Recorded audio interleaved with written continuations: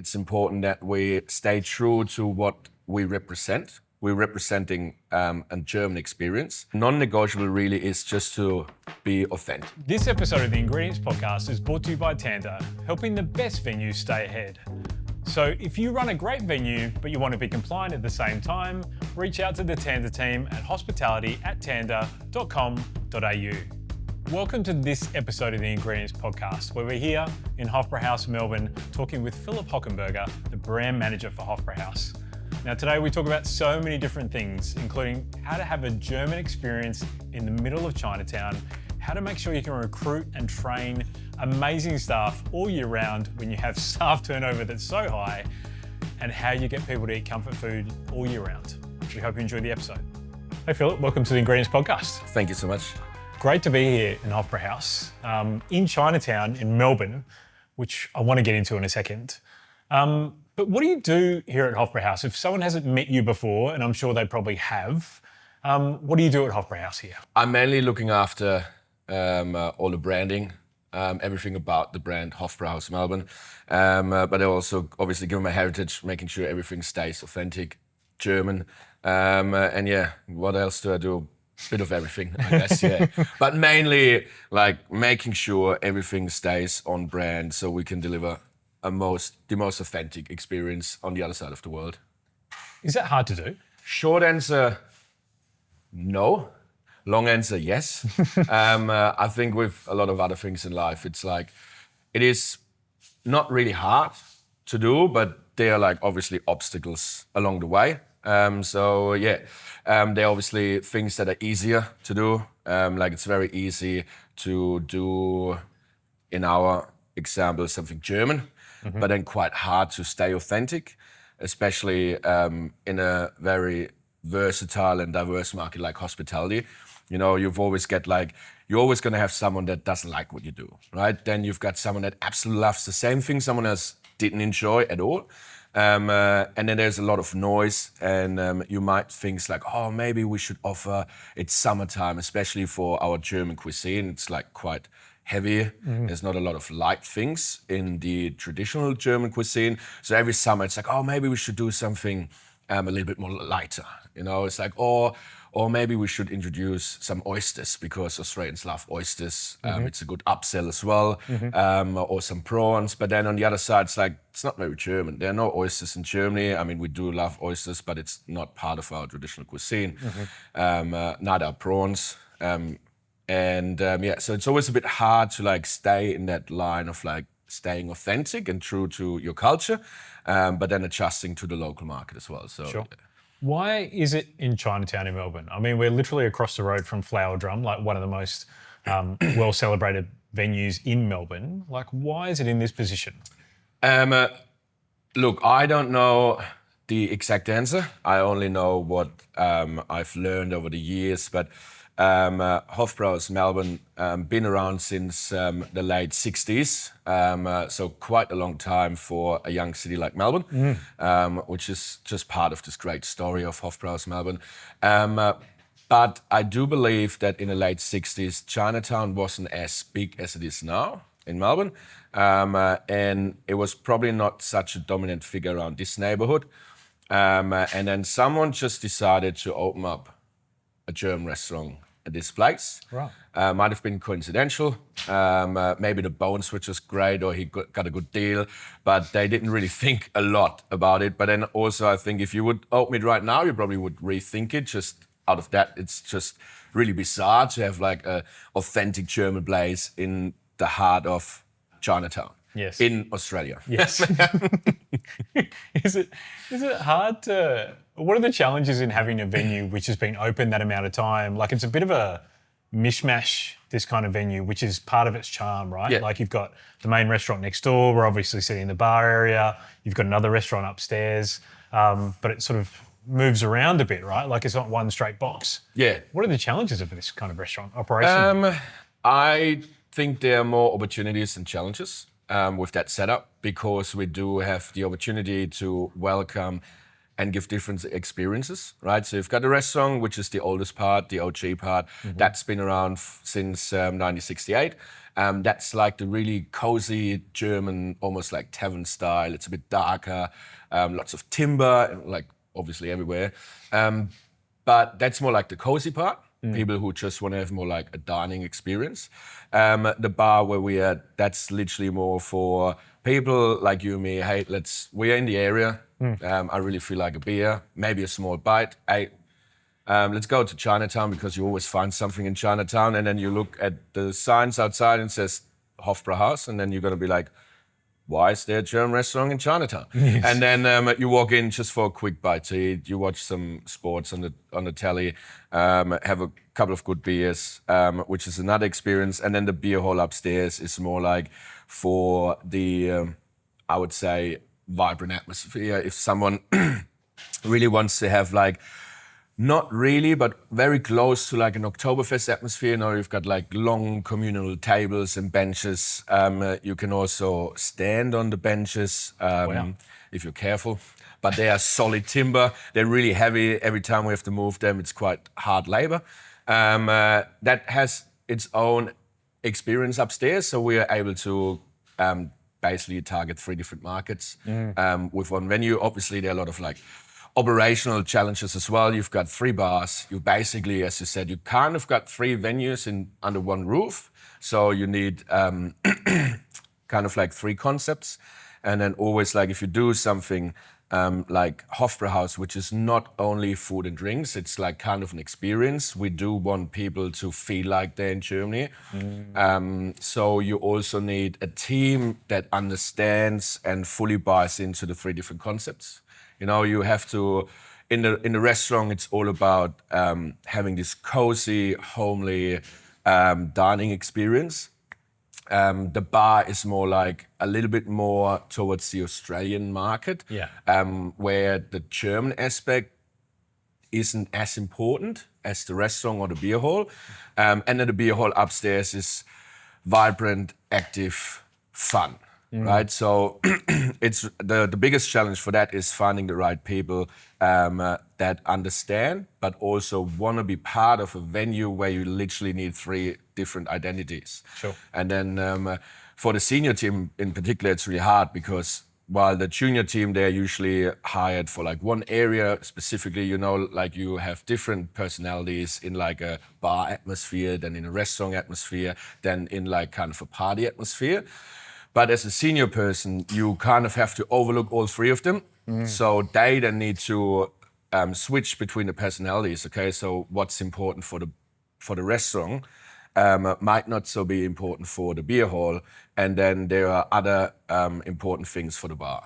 And I want to get into the people side of the business in a minute, because I think people who listen or watch to this podcast are going to learn so much from how you develop your talent and how you think about a restaurant like this, because it is quite seasonal in a way, being a CBD restaurant in Melbourne, right? Like there's a lot of challenges I know we've spoken about over many years.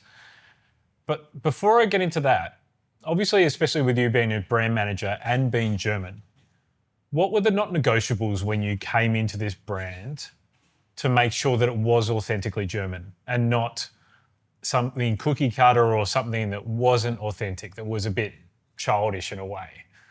Like, what were the not negotiables? I think the most important thing for me being in charge of this brand is that is, as you said, not childish. Like, we want to be serious about the German culture. You know, like there are plenty of examples, not only with the German culture, with all sorts of cultures when they're moving overseas and they're trying to represent a certain culture. It gets a bit theatrical. And in my opinion, a lot of concepts that want to represent different cultures are kind of losing the seriousness of representing a culture. For me personally, but also for the team, it's important that we stay true to what we represent. We're representing a German experience. There are things that might look odd for people that first walk in, right? But it's just what the culture is. Okay. And I think it's very important to show the real culture. Obviously, there are so many microcultures within one culture always, right? Like someone from Sydney in Australia has not the same culture as someone from Melbourne, as someone from Adelaide, someone from Perth, right? So I think it's important that you try to represent a bit from everything, but also represent what you love the most. For us, obviously, we're focusing more on the southern culture, but we're wearing lederhosen, which you wouldn't do if you live in the north of Germany. Okay. Unless it's like the season of Oktoberfest, then kind of everyone in Germany wears lederhosen. Right. But the lederhosen are more dominant in the Bavarian part and as well Austrian, which is long history of belonging together, southern Germany, Austria. So the lederhosen is bit something more from the southern culture, but then when we're looking at our food menu, we grab something from all parts of Germany. But coming back to your question, I think the non-negotiable really is just to be authentic, right? And my authentic might be different to someone else's authentic belief or picture of a culture. But you wanna be careful that you're not coming into this area of like being seen as a theater, right? Sure. And I think that's always quite dangerous if you represent a different culture in another country. Is that tough? Because I know we've been here on like Friday, Saturday nights before where you've got a live band, like you've got dancing, you've got all that kind of thing. Is it hard? Is there like this line where it goes from authentic to like funny almost, or theatrical, as you sort of said? Like, how do you balance that? It must be such a challenge. Look, yeah, it is. Look, I think, and over the years, I definitely learned that what we are doing is not easy. I think you've got the natural challenges of hospitality, which everyone faces, but then you've got specific challenges that are more common in venues like ours, where you're trying to represent my culture authentically. But yeah, look, I think there is a really fine line of like trying to represent something, and sometimes you have to go a little bit over the top in order for people to see the actual difference. Right. Talking about the live music and the dancing and the fun we're doing, if you go to Germany, you're not gonna see this every day. We're not dancing on the benches every day in every restaurant in Germany, right? Yes. That's one part of a season. You would get a lot of music. You would get a lot of traditional music, especially when you go in a beer garden. There's very often like a duo or a three-piece band who just plays a bit in the background. The show act of like the dancing and the fun music, that's really just to showcase this part, which is only one part of the actual culture, right? How much does this venue connect you to back home? A lot. I definitely can say I love what I'm doing. I do love representing the culture, which is funny because I did make the decision to leave Germany to move overseas to experience different cultures. Yes. And I think Melbourne is probably the best place, in my opinion, to experience cultures because there are so many different and done really, really well. But it definitely connects a lot to me. I mean, obviously the food, I've always been interested in food. I've always been interested in beer, not only drinking beer, but also brewing beer. The simplicity of beer really fascinates me, which a lot of people don't understand. In Germany, you've got a thing called a beer purity law, so you're only allowed to put 4 ingredients in your beer. Yeah. And then a lot of people would think, okay, so you're very limited, but you're actually not. But then also, I think what we can achieve here in a venue like Hofbräuhaus is just like educating the market in a very fun and delicious way as well. Sure. So yeah, definitely feels really good what we're doing, yeah. Is there a reason why you haven't done a beer hall where you are brewing your own beer and those kind of different things? Because I remember, like, we've known each other for years now. I remember last time speaking with you about how you bring a lot of ingredients over from Germany and whatnot. But is there a reason why you guys haven't developed your own beer and done your own beer hall in a bigger venue? Yes, time is one of the biggest reasons. Sure. But we did try to brew our own beer with a good friend of mine who learned the brewmaster in Germany. So he's very well aware of the recipes, the styles, the brew techniques. And we've tried for about 2 years to replicate German beer done here in Australia, and we just couldn't get it done up to a level where we both said we're happy with it. Yeah. And we sort of always select something you want to, whether it's like the last little bit of flavor, cleanness. There was always something wrong with the result, no matter how much effort we put in, no matter how long we would have lagered it. So we said, okay, for some reason we cannot replicate German beer here. We're probably going to pick it up again. I do love the idea to have a bigger venue brewery type somewhere here focusing a lot on the German beers. Okay. But that's probably more like a future project. Sure. What do you think that would be? Do you think it'd be a street side project, or do you think it would be a shopping centre precinct, or? No, definitely like standalone. Yeah, for authenticity point of view. Yeah. Okay. In regards with German cuisine in Australia, why do you think we haven't seen like a QSR, a quick service version of a German cuisine or part of a German cuisine when you think about Greek and Filipino even now, and obviously many different parts of Asia, which is so popular, Italian, which has been so popular for such a long time in Australia. Why has there not been one that's popped through for German food, do you think? There's not enough, it sounds weird, but I don't think Germans do street food too well. Okay. I mean, obviously, the most common street food in Germany would be, that is actually German, would be like a currywurst or like a sausage in a bread roll. And while the Aussies love their bunning snacks, which is incredibly awesome, Yes. I think that also kind of devalues the German sausage in a bread roll. Yes. Right? Because you can get your bunning snack, I don't know, it's been a while since I had it because I always miss it and it's really annoying. But I think it's like $2. Yep. For a bunning snack, which is technically the same, right? So you can't then turn around and charge $15, $16 for a sausage in a bread roll, which you would have to do in order to have good ingredients, good produce, and a sustainable model. Sure. But then I also think what German cuisine really lacks is the sex appeal and its appearance. That's always my biggest challenge doing all the marketing. How can we make something that just doesn't look as sexy as like a pad thai?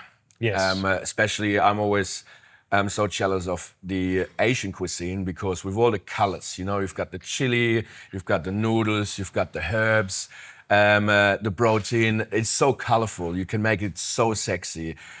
A schnitzel is just a schnitzel. A sausage with mashed potato and sauerkraut, as much as I love eating it, it is not the most sexy looking thing on your feed on Instagram. There's a lot of brown, right? Yeah. Like, how do you do photo shoots then? When there's so much brown and there's so much white and not much else? Yeah, you just get an incredibly talented young photographer and just back him to do the best job he possibly can. Yes. And then you just put the little things in the background to make it look somewhat sexy. But yeah, that's always been, and I think marketing at the end of the day, as important as the concept is for hospitality, I think we are in a sector where marketing, especially in this time and age, where mouth to mouth has almost shifted, not entirely, but a big part into the digital world. Yeah. So while probably 20, 30 years ago, it would have been much more important what I tell you where to go. Nowadays, you just scroll and you see an ad, an organic post, a funny video or whatsoever popping up, which seems to be, or definitely more important in the mouth to mouth. So the visual appearance is super important. At the end of the day, marketing is just such an important part of hospitality these days. How are you thinking about marketing for the brand then? Are you guys playing a lot on things like TikTok and that kind of stuff, like playing up the fact of the German angle? We could definitely do more, as I think probably everyone. Of There are a course. couple of really good players out there in the hospitality field that I think really nailing the TikTok stuff. We are doing a lot. I would say we're more focused on community marketing. So we are doing a lot of community work. We're part of the organizational team behind the German Week Melbourne. Then we're doing a lot with institutions and organization and people that are connected to our target market. Sure. And then obviously traditional social media marketing as well. But we could definitely do more, and I think we should do more. And again, time is always pretty rare in hospitality, I would say. Must be a hard thing to balance when you think about, we'd really love to do a stream of TikTok videos that look really cool or all that kind of stuff to bring other people in, but we need to update our website, we need to do this event. That balance must be a real challenge. It is really challenging, yeah. I think you just have to start with one step. I mean, if you want to run a marathon, which is incredibly hard, I assume I don't think I'm ever gonna do it. Me either. But if I would, if you run a marathon, you have to start with one step, right? Because at the end of the day, a marathon is like just 1,000 steps back to back. And I think that's the best way to approach it. Just start.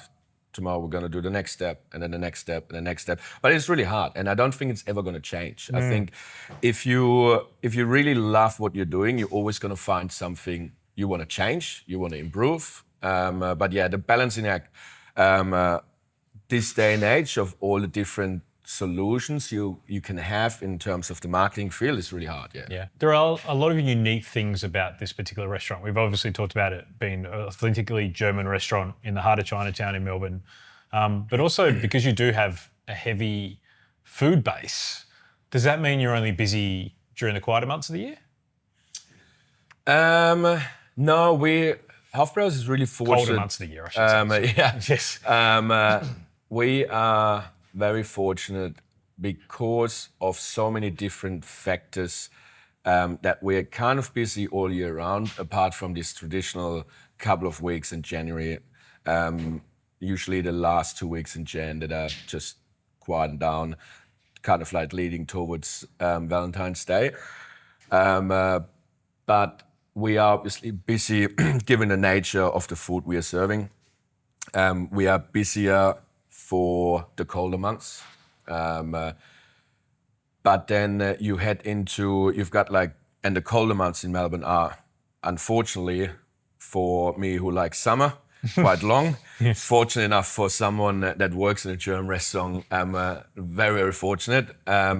You've got like 5-6 months of cold weather, miserable, weird Melbourne weather. That obviously brings people into places that serve comfort food the same way we do.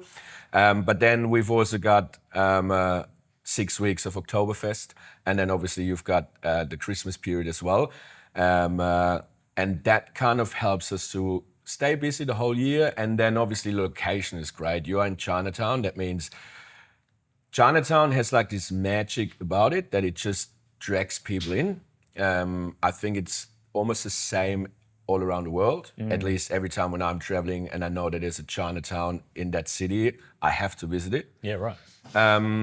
But then in Melbourne, specifically, Chinatown has such a great spot because it's close to the MCG, it's close to things like the Australian Open, and it's also in the theatre precinct. So you've got I think we've got 4 theatres in a 5-minute walking distance, which has something to offer, luckily, the whole year round. So we always get people that are going to one of the shows, a show in one of the theatres, which just helps us being constantly busy. And then obviously, I think the team is doing an awesome job, very consistently, just offering really good comfort food, authentic German food, that helps us to keep our regular customers coming in and in and in, which is, and all these parts together are just helping us to pretty much be busy for like 11 months, a year. Yeah. Okay. Obviously, you've got your peak time and you've got your quieter time. Yeah. Yep. How do you want people to feel when they leave Hofbräuhaus? Obviously happy, Yep. but more cared for. If I'm not sure if that's the right word, but we are incredibly focused on the hospitality part of hospitality businesses. I think a lot of venues kind of forgot what we believe is the quintessence of hospitality is providing hospitality rather than service. I think unfortunately a lot of businesses moved into service and transactional mode rather than being providing hospitality. That means like that whoever comes through our doors should be feel welcomed and the center of our little universe here. Obviously, we all make mistakes, things happens.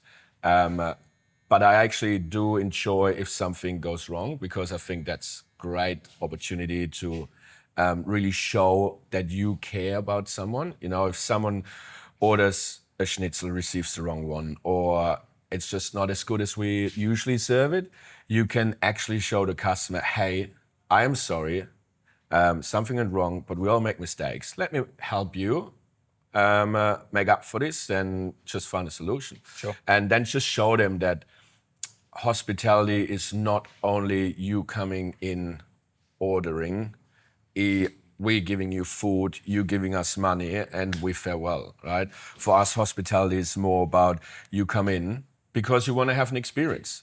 The experience might be a quick lunch with your workmates and then leave to the office. And your experience is like, give me something delicious, ideally cheap, or in a good price value. And make me feel not that I'm just quickly going around the corner and getting a fix of food. And so I would say, ideally, in an ideal scenario, we want people to leave here and like, okay, cool, these guys actually care about what I've just experienced. Sure. So two-part question dovetailing from that. If you're having to impart, so obviously that experience is going to be delivered by people, right? How hard is it to get the talent you need inside this venue on a consistent basis, given the authenticity we've talked about throughout today's podcast? And then from that, how do you impart that want to deliver on that experience? Because I remember talking with you years ago about you saying friends serving friends, I think? Yeah. Still a thing. Yes. Yeah. So how do you do that? Look, I think that's the most important thing in any business, whether you sell schnitzel, cars, coffee, or life insurances. Well, that's a bad example, but it's still important. Yes. But I think people are always the center of it all, right? And speaking from a branding perspective, I always say branding is not only an external thing, it's an internal thing as well. You need some good internal branding in order to deliver on the external branding promises. And finding the right talent is always hard. And I think this will never change. I don't believe that you will ever interview someone that's in some kind of in charge of any company or any business or any team that says finding talent easy, no worries, right? I think over the years there will be different challenges you have to overcome in order to solve the problem of finding the right talent. And I think we are in the midst of like a generational change, you know, like as much as I hate to say it, but I've always considered myself as the younger generation. I had to find out really quickly that I'm not the younger generation anymore. We're finally growing up externally, and we are not the youngins anymore. So there's a new generation, and they have different needs. You know, we probably grew up in like, hey, you worked really hard and then the company is going to reward you. Our parents, or a lot of our parents, I would say probably worked for one company and had little movement in their career path. So they worked really, really hard for one company and then got rewarded every other year with a pay rise, but the work came first, the reward came later.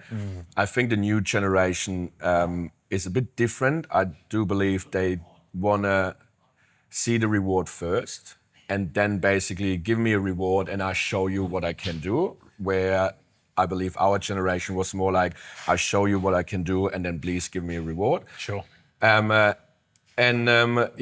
it's definitely really hard, and it doesn't always work out. Sometimes you have candidates you feel very strong about and then you somewhat see like halfway through a year that it just doesn't go in the right direction and then you just have to course correct. Sure. But yeah, finding good people is really hard. For us, we are lucky that we do get a lot of applicants, just without putting many ads out there. Sure. Mainly, obviously, Melbourne, Australia has a big backpacker culture. Yes. They obviously are the foundation of the working culture in Australia, which helps us a lot staying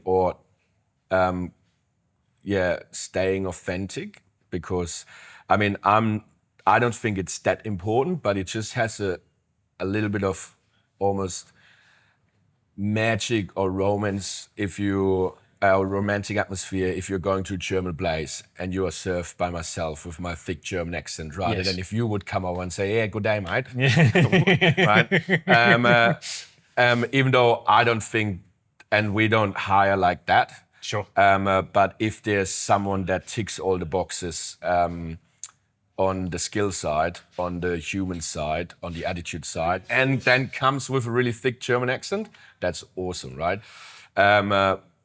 So it kind of helps that you got a lot of travelers coming through, but that obviously they're never gonna stay around and hang around for too long, which I think is the hardest bit in hospitality in Australia, that you have like such a high turnover of staff, so you kind of like continuously trying to increase your main team, and that's even more important because there's simply not enough workers in Australia, in my opinion, and speaking to other people in the industry. So you are required to have those backpackers that are leaving every 3 months, every 6 months, some students that are staying longer.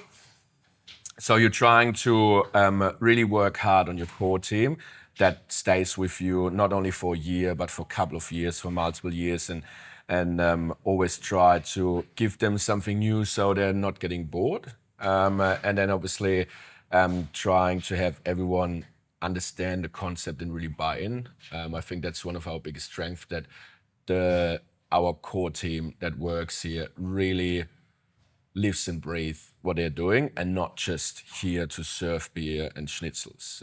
And I think that's an important part in every business. I imagine those backpackers must be incredibly important toward the tail end of the year as you get into Oktoberfest, and then probably ride a peak of really good revenue going into Christmas, and then you obviously have this drop in January. Like, to get those people up to speed in a short period of time, how do you do that? Having a great core team, I think, is the answer to that. We do need to bring all these fill-in backpackers up to speed in such a short period of time. And you best do that if your core team really understands what's essential to pass on in terms of knowledge. Also hiring really well, which again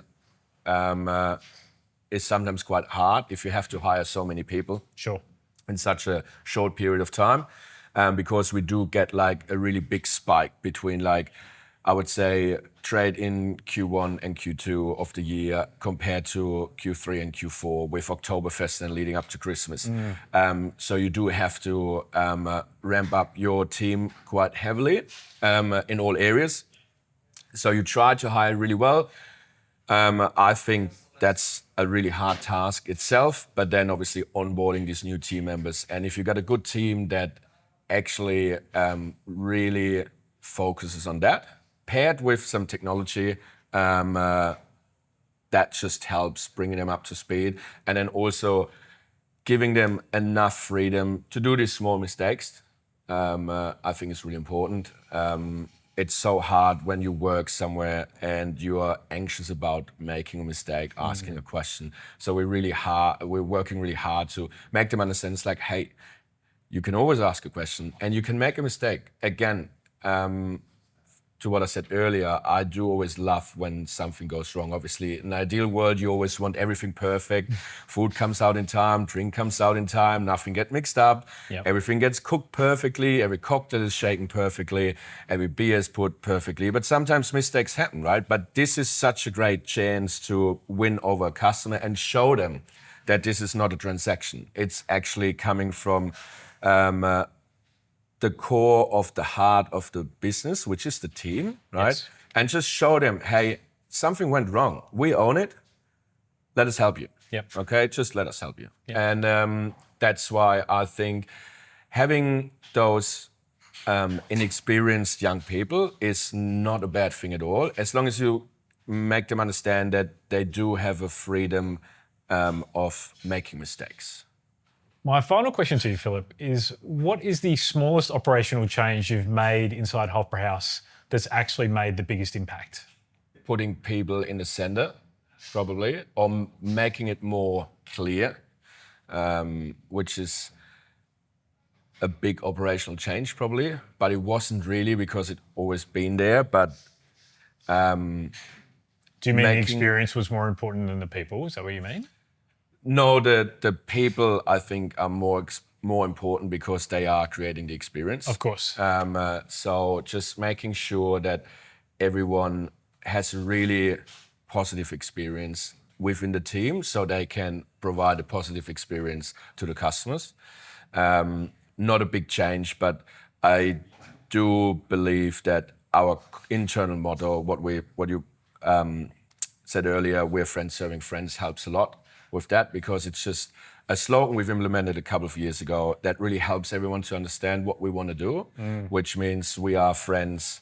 Not that we're going to have to hang out together after work, but our internal foundation we're building our team on is the same a good friendship is built on. That means you stand up for each other, you're there if someone needs you, but you also hold each other accountable, which we believe is really important in a good friendship. But then also that we don't see our customers as customers or guests, more like friends. Again, not that we have to hug them when they come in, which occasionally does happen. Yes. Because we do have a lot of regular customers. But more like that we want our team to understand that don't see them as a guest, as a customer, a paying customer. See them and feel about them like you inviting friends home. With the good thing that you don't have to pay for their food, they're actually paying you, right? And I think that little phrase had a really, really, really big impact on making people understand the quintessential part of hospitality, which is caring for people and what they're experiencing. What a great way to end the podcast. Philipp, I just want to say as well, like, congratulations on everything you guys do at Hofbräuhaus in Melbourne. Even, you know, living interstate now from Melbourne, like people in Adelaide tell me about this place and tell me how much they love it. And thanks, that's great. that's a credit, and that comes from great people inside this business. And I know that is, you know, we have used the word challenge a lot today. That is a challenge, but especially in a destination or restaurant like this, where it's sometimes tough to get people to eat comfort food a lot. Yeah. But that's a very important part of this business. And to do that, you need a great experience. And you've got one of the most authentic experiences in Melbourne, doesn't matter what cuisine it is. So congratulations on that. Thanks. And thanks for coming on the podcast. Thank you for having me. This episode of the Ingredients Podcast is brought to you by Tanda, helping the best venues stay ahead. So if you run a great venue, but you want to be compliant at the same time, reach out to the Tanda team at hospitality@tanda.com.au.